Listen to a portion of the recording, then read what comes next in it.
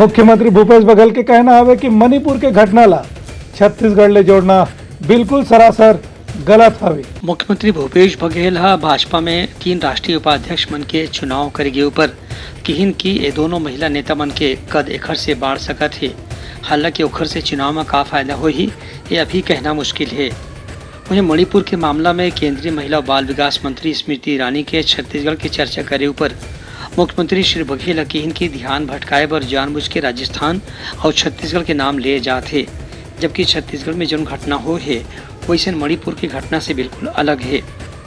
उनका कहना जैसे कि यहाँ अवैया चुनाव न देखा जानबूझ के भाजपा नेता मन बार बार छत्तीसगढ़ और राजस्थान के नाम लेवत हैं, जबकि मणिपुर में उन्हें भाजपा की सरकार है और केंद्र में घलो भाजपा की सरकार है।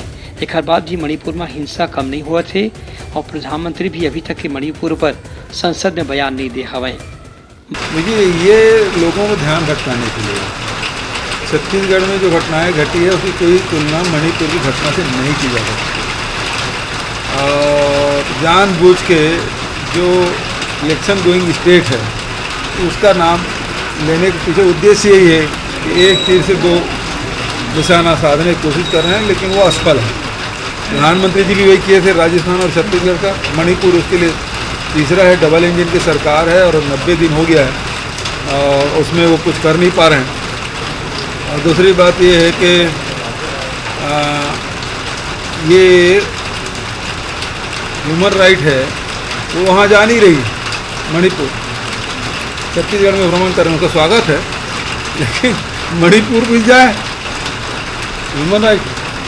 और दूसरी बात यह है केंद्र सरकार है वो इसमें लगी है कि वो वीडियो कौन वायरल किया, इसको खोज रहे हैं, तो गलत दिशा में वो प्रयास कर रहे हैं। उनकर कहना से कि जौन भी घटना मणिपुर में हो है यदि वहाँ कोनो दोषी है तो ओकर खिलाफ कड़ा कार्रवाई होना चाहिए। फिर मणिपुर, राजस्थान और छत्तीसगढ़ का एक संग जोड़ करके राजनीति नहीं होना चाहिए। ब्यूरो रिपोर्ट, उतलंघा न्यूज़।